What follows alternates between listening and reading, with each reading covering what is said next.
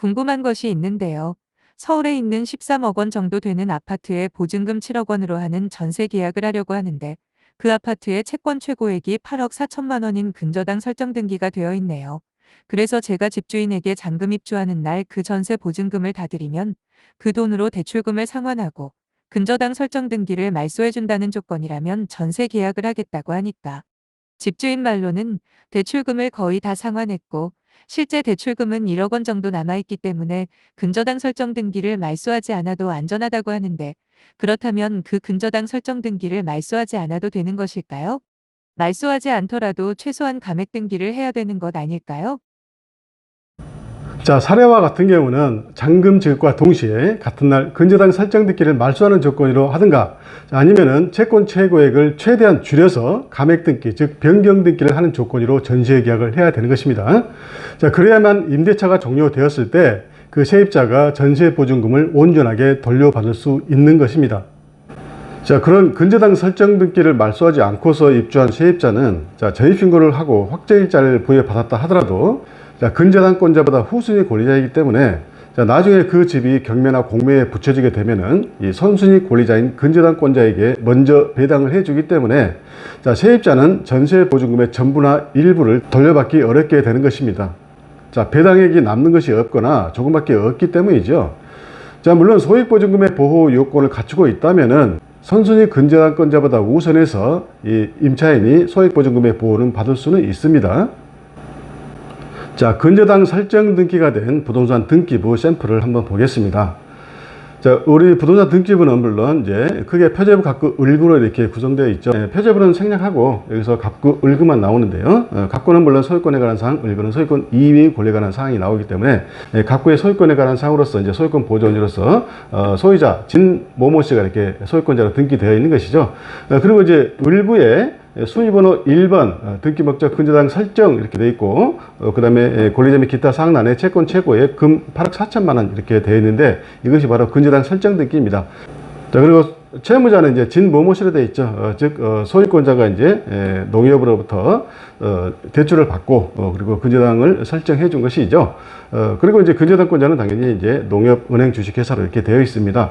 자, 여기서 중요한 것은요, 채권 최고액이죠. 채권 최고액으로서 이제 8억 4천만 원이 있는데, 자, 보통은 이제 금융권에서는요, 특히 1금융권에서는 대출 한도가 뭐 7억이다 그러면 대출 한도의 120%를 잡아서 채권 최고액으로 이렇게 설정되게 해주는 것이죠. 물론 이제 이 금융권이라든가 어떤 금융권에서는 이제 130%를 잡아주는 경우도 있죠. 아무튼 대출 한도액 7억 원이라 하고 여기에 120%를 잡아서 이제 채권 최고액이 여기에 8억 4천만 원 이렇게 되어 있습니다. 그리고 이제 이 근저당은요, 저당과는 다릅니다.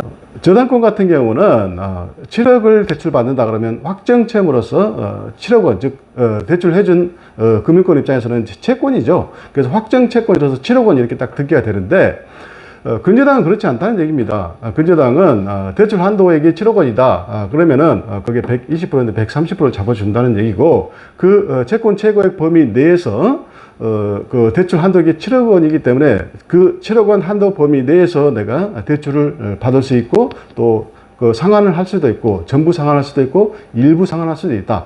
그래서 전부 상환한다고 해서 이 근저당 설정 등기가 무효로 되는 것은 아니다. 즉 근저당권이 소멸하는 것은 아니란 얘기입니다.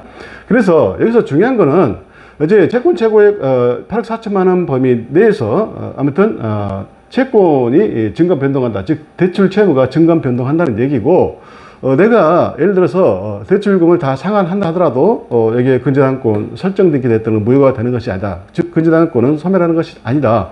그렇기 때문에 이 등기를 이용해서 다시 또 대출을 받을 수 있다. 그리고 또 일부 상환했다 하더라도 또 내가 더 대출을 받을 수 있다. 그래서 내가 대출금을 다 상환하고 1억 원이 남았다. 자, 이런 경우에도 그대로 근저당 설정 기금을 유효하고, 또 내가 나중에 2억 원을 더 대출을 받는다든가 아니면 6억 원을 더 대출을 받는다든가 이렇게 할 수 있다는 얘기예요.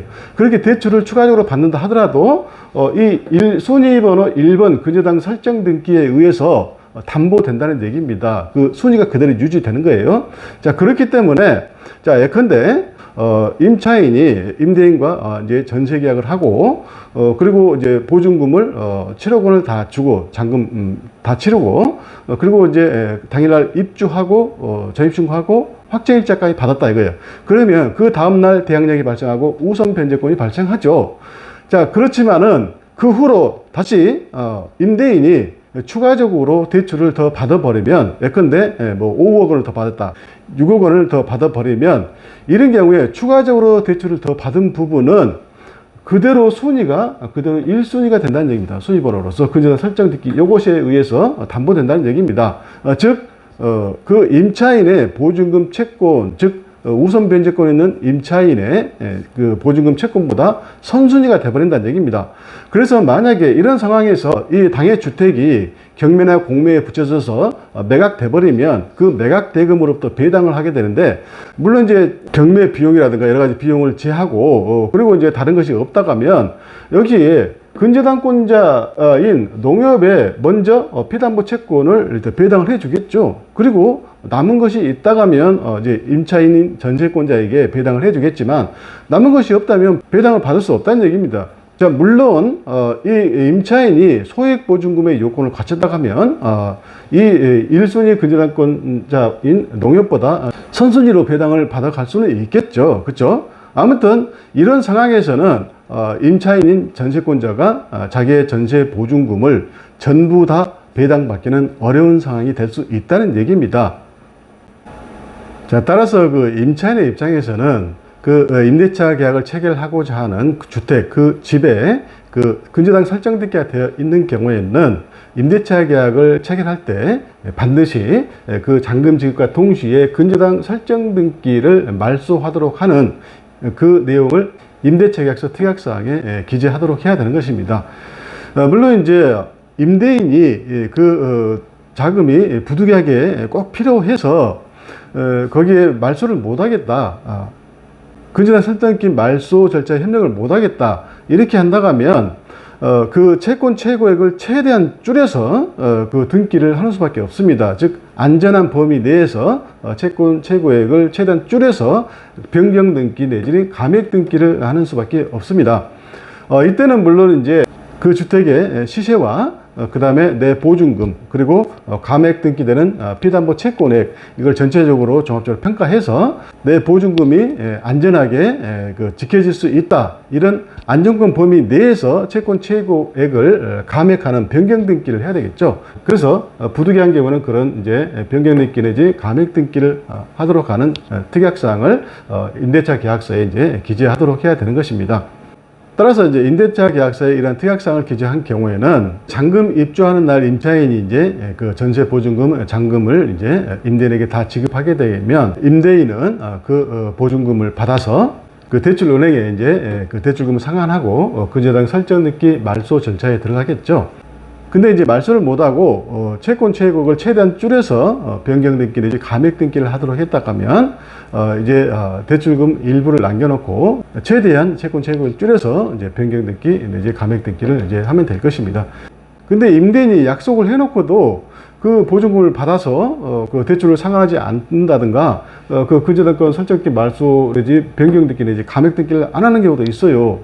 자, 그래서 임차인 입장에서는 불안하기 때문에 경우에 따라서는 은행에 임대인과 함께 동행해서 이제 같이 그 보증금을 대출금을 이제 갚고서 말소 절차에 들어간다든가 이제 감액 등기 절차에 들어간다든가 이렇게 하면 되는 것입니다. 이때 이제 그 말소 내지는 이제 변경 등기를 하게 되면 그 등기 비용이 나오잖아요. 이거를 임대인이 이제 그 대출 은행에 납부하게 되는데, 그 납부하게 되면 영수증이 나오죠. 그래서 임차인이 은행에 같이 동행하지 않았다, 이런 경우는 납부 영수증을 확인하면 되겠죠. 그렇죠? 자, 그리고 또 다른 방법은 여기 이제 말소 내지 감액 등기를 신청하게 되면 등기관은 등기 신청이 잘 됐든 잘못됐든 무조건 등기 신청을 접수합니다. 그리고 접수증이 나와요. 그래서 그 등기 신청 접수증을 또 확인하면 되겠죠. 그렇죠? 자, 그리고 나서 이제 임차인이 내 보증금을 확실하게 보호를 받기 위해서 이제 입주 후 절차로서 잔금 입주한 날 바로 가서 당일에 전입신고하고 또 확정일자를 이제 부여받아야 되겠죠. 근데 예전에는 계약서를 들고 가서 확정일자를 그 계약서에 이제 부여를 받았는데 이제는 임대차 신고 대상인 경우에는 임대차 신고를 하면은 그 신고 필증이 나오고 그 신고 필증 우측 상단에 접수 번호와 함께 확정일자가 부여돼서 나오는 것이죠. 아무튼 임대차 신고 대상인 경우는 아무튼 신고 필증에 확정일자가 부여된다.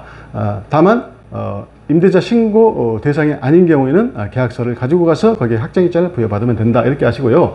따라서 이제 이 전입신고와 확정일자를 부여받게 되게 되면 그 다음날 0시부터 대항력이 발생하고 우선 변제권을 취득한다. 그렇죠? 중요한 것은 다음날부터죠. 2일부터.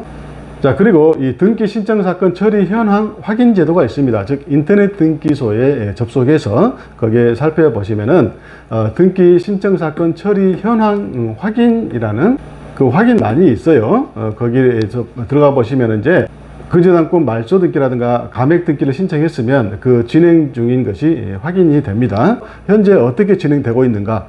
예컨대 현재 뭐 신청이 잘못해서 보정 중인가? 아니면 뭐 검토 중인가? 뭐 등기가 완료됐는가? 이런 이제 진행 절차가 나오는 것이죠. 자, 그리고 이제 근저당권 설정 등기, 말소 등기라든가 변경 등기, 즉 감액 등기를 신청하게 되면 보통 이제 3, 4일 있다가 이제 등기가 이제 완료되어서 나오죠. 뭐 휴일이 껴 있다면은 뭐 5일 내지 6일, 길게는 뭐 7일 이상이 이제 소요되지만 보통은 3, 4일이면 됩니다. 그래서 이제 한 3, 4일 후에 또 여기 등기상 전부증명서 내지는 이제 등기부 등본을 발급받아서 말소 내지 감액 등기가 완료되어 있는지 또 확인을 해야 되겠죠. 그렇죠? 자, 아무튼 말소 등기라든가 이제 변경 등기를 신청하고 나서 그 3, 4일 있다가 이제 등기부 등본 내지 등기상 전부증명서를 발급받아 보면 이제 이렇게 나옵니다. 자, 아까 살펴봤던 이제 부동산 등기부 을구 수임번호 1번 해가지고 등기 목적 근저당권 설정 등기가 되어 있고 채권 최고액 금 8억 4천만 원 아까 살펴봤었죠. 자, 이것을 이제 말소 등기를 하게 되는데, 자, 말소 등기는 자, 수임번호 2번하고 여기 1번 근저당권 설정 등기 말소 이렇게 기재합니다. 이것이 바로 말소 등기예요. 그래서 이제 말소 등기의 한 원인은 여기 해지죠, 해지. 여기서 근저당권 설정 계약 해지입니다. 그래서 여기 이제 말소 등기를 하고 나서 여기는 효력이 없잖아요. 이제 말소했으니까, 권리가 소멸했으니까. 그래서 여기는 붉은 소리로 지웁니다. 자, 이거 효력이 없는 부분을 붉은 소리로 지우는 것을 주말이라고 해요. 주말. 그래서 붉을 줄자에서 말소할 때 말자 이렇게 해서 주말한다 이렇게 표현합니다. 자, 이것이 바로 이제 말소 등기입니다. 여기에 붉은 소리로 지우는 거, 이게 말소 등기 아니에요. 이것은 효력이 없는 부분을 붉은 소리로 지울 뿐입니다. 자, 그래서 아무튼 며칠 있다가 이 말소 등기가 되어 있는지를 반드시 확인해야 된다는 얘기입니다. 자, 다음 화면은 변경 등기, 즉 감액 등기인데요. 자, 말소 등기를 하지 못하고 부득이하게 이렇게 변경 등기 내지 감액 등기를 하기로 했을 때도 마찬가지로 며칠 있다가 이러한 등기가 되어 있는가를 반드시 확인해야 됩니다. 그래서 을구에 보시면 아까 보셨듯이 근저당권 설정 등기가 되어 있고 채권 최고액 금 8억 4천만 원으로 되어 있는데, 자, 여기 순위번호 1-1 1번 근저당권 1번이죠. 1번 이란 1번 근저당권 변경 해가지고 여기에 채권 최고액 1억 2천만 원 이렇게 돼 있죠. 그래서 대출 한도를 이제 1억으로 남겨놓고 그리고 여기에 이제 120% 잡아서 채권 최고액 1억 2천만 원으로 이렇게 감액 등기 내지 변경 등기를 했다는 얘기입니다. 자, 여기서 중요한 것은 여기에 근저당권 설정, 원래 근저당권 설정 등기가 수입번호 1번으로 되어 있고요. 그리고 근저당권 변경 등기 내지 감액 등기가 이제 수입번호 그대로 따와서 1에 1 이렇게 되어 있죠. 그래서 이것은 뭐냐면 주등기인 1번 등기, 순위번호 1번 등기에 대한 부기 등기로서요. 그 순위를 그대로 1번으로 보기 위한 등기입니다. 즉, 그 순위가 이것이면 채권 최고액 1억 2천 해가지고 여기에 이제 근저당권 변경 등기가 그 순위를 그대로 1순위로 순위번호서 유지한다는 얘기입니다. 자, 따라서 임차인이 임대차 계약을 체결하고 그리고 나서 잔금을 치르고 입주해서 세입신고 확정일자를 부여받으면 그 다음 날부터 우선 변제권이 발생하게 되는데, 그 후로 이제 근저당권 변경 등기를 했죠. 그리고 채권 최고액 1억 2천만 원이 있죠. 자, 이런 경우에 이 채권 최고액 1억 2천만 원에 대한 농협의 근저당권이 임차인의 그 임대차 보증금 채권보다 우선한다는 얘기입니다. 왜 그럴까요? 비록 변경 등기를 했지만 그 순위가 이 순위 번호대로 1순위로 그대로 된다는 얘기입니다. 권리 순위가. 그렇죠? 그것이 바로 부기 등기예요. 그래서 이게 굉장히 중요하죠. 그래서 이제 이 주도의 경매에 붙게 되면 매각대금에 대해서 채권 최고액 1억 2천만 원 범위 내에서 확정된 채권액을 먼저 대출 은행인 농협에 배당해주고, 그리고 나머지를 이제 임차인인 전세권자에게 배당을 해준다는 얘기입니다. 자, 아무튼 이번 사례 같은 경우에는 그 임차인은 임대차 계약을 체결할 때 반드시 근저당권 설정 등기를 말소하는 조건으로 임대차 계약을 체결하거나, 임대인이 자금이 필요해서 부득이 그 대출금 일부를 남겨놓고 싶다, 이런 경우에는 내 보증금을 지킬 수 있는 한도 내에서 최대한 채권 최고액을 낮춰서 변경 등기 내지 감액 등기를 하면 될 것입니다. 자, 이상으로 설명을 마치고요. 지금까지 시청해 주셔서 감사합니다. 다음 시간에는 더욱더 좋은 내용으로 여러분 찾아뵙도록 하겠습니다. 감사합니다.